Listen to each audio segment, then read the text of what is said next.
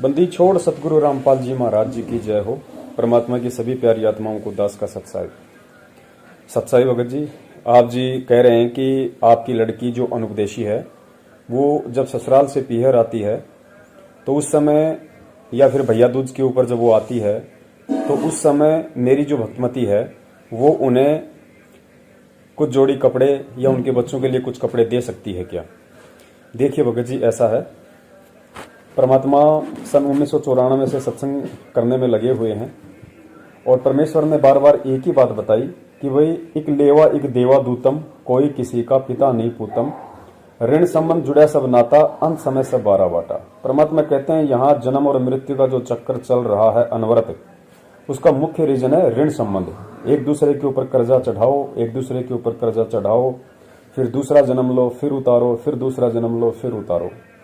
तो इस जन्म और मरण के अर्थात इस ऋण के रहट से बाहर निकालने के लिए ही परमात्मा आता है, अपना ज्ञान देता है। और परमात्मा बार बार यही समझाने का प्रयास करता है कि बच्चों, जितना हो सके उतने ऋण संबंध ना बढ़ाओ। और ज्ञान आधार से तो भगत जी हमने बिल्कुल भी ना किसी को देना है ना किसी का लेना है, और इसमें बहुत सारी बातें हैं वो हमें ध्यान देने योग्य हैं।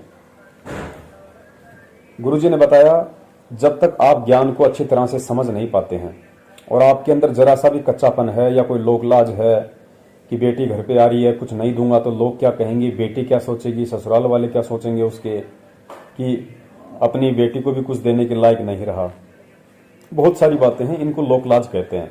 और परमात्मा कहते हैं कि लोक लाज मर्याद जगत की तृण ज्यों तोड़ बगावे, जब कोई राम भगत गति पावे। मीराबाई ने लोकलाज तोड़ी, मंसूर ने लोकलाज तोड़ी, और भी बहुत सारे महापुरुषों ने लोकलाज तोड़ी, तभी आज उनका बेड़ा पार हुआ।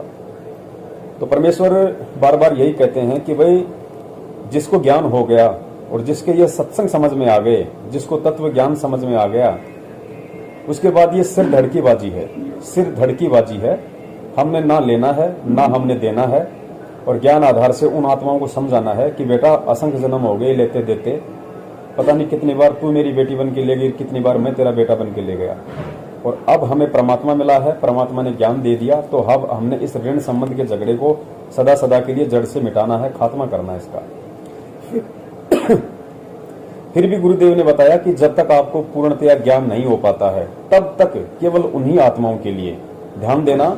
ये ऑडियो सुनकर कहीं हर वो उपदेशी भगत ये सोच बैठे कि भाई ये तो सबके लिए आदेश हैं। परमात्मा ने कुछ विशेष परिस्थितियों में, विशेष परिस्थितियां यही हैं कि जब तक भगत को पूर्णतया ज्ञान समझ में नहीं आता है, मान लीजिए दास ने नाम ले रखा है, दास उपदेशी है, और मेरी बेटी ने नाम नहीं ले रखा है, बेटी की शादी हो गई, और बेटी जब ससुराल से पीहर आती है, उस समय परमात्मा ने बताया कि आप जब तक आपको ज्ञान नहीं है, यदि आप संघर्ष नहीं कर सकते हैं, आपके अंदर लोकलाज बाकी है, तो परमात्मा ने बताया आप अपनी बेटी को 1 या 2 जोड़ी मैक्सिमम, 1 या 2 जोड़ी कपड़ों की आप उसको दे सकते हैं, मैक्सिमम, ज्यादा से ज्यादा। अब चाहे कपड़े के रूप में चाहे साड़ी हो, चाहे सलवार हो, चाहे कुर्ता, कुछ भी हो, XYZ। कहने का मतलब ये है परमेश्वर का, यदि आपकी बेटी अनुपदेशी है और यदि आप इस ज्ञान को आधार नहीं बना पाए हैं और आप अभी भी लोक लाज में डूबे हुए हैं, आपको शर्म है कि इसके ससुराल वाले क्या कहेंगे, बेटी को जाके क्या कहेंगे, तो ऐसी स्थिति में वो भगत 1 या 2 जोड़ी उस बेटी या बहन को दे सकता है जो उसके घर पे आई है।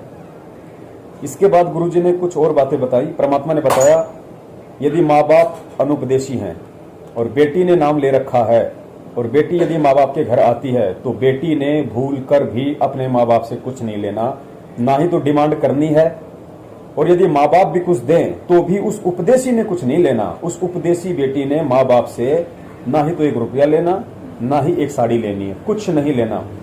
यदि बेटी उपदेशी है, माँ बाप अनुपदेशी हैं, तो बेटी ने कुछ नहीं लेना।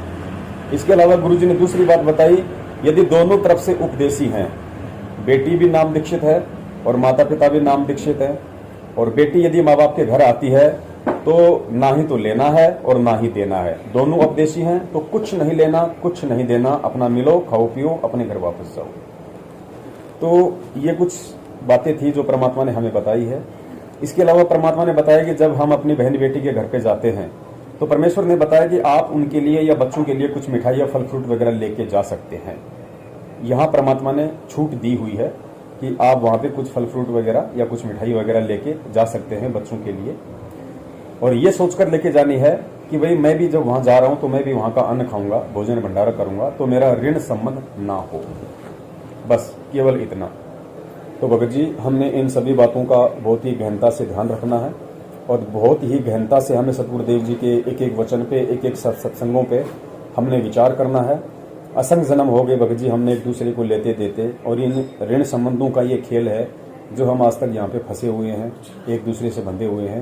तो परमेश्वर ज्ञान देके इस चीज को काटने के लिए आए हैं। तो भगत जी हमें भी थोड़ी सी हिम्मत करके, थोड़ा संघर्ष करके, कोई बुरा माने तो मान जाए भगत जी, हमारा परमात्मा, हमारा गुरु बुरा नहीं मानना चाहिए।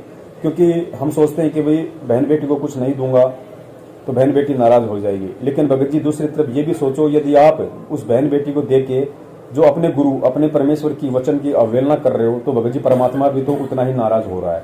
और परमात्मा यदि नाराज हो गया बहन भगत जी, तो वो बहन बेटियां कुछ भी नहीं कर पाएंगी। क्योंकि बार बार परमेश्वर कहते हैं यदि तेरा रब रूठ गया, तेरा गुरु रूठ गया, तो फिर भगवान भी सहायता नहीं करेगा। ये रिश्तेदार भगत जी 2 दिन राजी रहते हैं, तीसरे दिन रूठ जाते हैं, फिर राजी हो जाते हैं, फिर रूठ जाते हैं। हम सब 2 कौड़ी के जीव हैं। तो बड़ी मुश्किल से हमें परमेश्वर ने अपना हाथ पकड़ के ये सब कुछ समझाया है। अब हमने भगत जी इस रास्ते पर चलने की पुरजोर कोशिश करनी है। हम संघर्ष करेंगे तभी वो आत्माएं समझेंगी और दूसरों को भी समझा पाएंगी।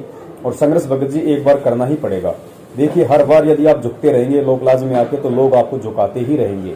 और एक बार आपने हिम्मत करके थोड़ा सा संघर्ष कर लिया भगत जी, उसके बाद आपके रास्ते खोल देगा परमात्मा। जिसके सामने आप संघर्ष कर रहे हो वही आपकी सभी रिश्तेदारियों में डंका पीट देगा कि भाई कोई फायदा नहीं है, वो ना लेता है, ना देता है, ना कोई तिलक निकलवाता है, ना कोई जुआरी लेता है, ना कोई पाटे पे चढ़ता है। उसको जबरदस्ती मत करो, वो आए तो ठीक, ना आए तो ठीक। तो परमेश्वर ने एक बार के संघर्ष में सभी रिश्तेदारियों में चर्चा करवा के आपके आगे तक के रास्ते खोल दिए। इसके अलावा यदि आपकी बेटी की आर्थिक स्थिति खराब है, जहां भी वो ससुराल में रहती है, और यदि बेटी के पास में कपड़े लत्ते वगैरह की कमी है, उसके बच्चों के लिए कपड़े लत्ते वगैरह नहीं है, तो ऐसी स्थिति में भगत जी परमात्मा ने बताया कि आप अपनी बेटी या बहन की आर्थिक रूप से भी मदद कर सकते हो, पैसे देकर उधार रूप में, और आप उनको कपड़े वगैरह भी सिलवा कर दे सकते हो। उसमें किसी प्रकार का कोई दोष नहीं है। चाहे ऐसी स्थिति में चाहे आप उनको 5 कपड़े जोड़ी के सिलवा के दो या चाहे 10 जोड़ी कपड़े की सिलवा के दो, ऐसी स्थिति में कोई दोष नहीं लगता है जब उसकी आर्थिक स्थिति वास्तव में दयनीय हो। और अगर दयनीय नहीं है तो फिर आपने बेटी को समझाना पड़ेगा कि बेटी देखो, तू मेरे यहाँ पे आती है, 1 जोड़ी या 2 जोड़ी मेरे यहाँ से लेके जाती है, बेटी इससे तेरा जीवन नहीं कटने वाला है। जब तक तेरा पति या आप लोग मेहनत नहीं करोगे अपने कार्य क्षेत्र में, तब तक आप लोग अपना जीवन ढंग से निर्वाह नहीं कर पाओगे। बाप के भरोसे या मेरी 1-2 जोड़ी के भरोसे आपका जीवन नहीं चलने वाला, फालतू का ऋण संबंध ही बढ़ता है। तो इस तरीके से हमने ज्ञान आधार से भी उनको समझाना है और प्रयास करना है, यदि वो परमेश्वर की शरण ग्रहण कर लें तो। बोलो सतगुरुदेव की जय हो।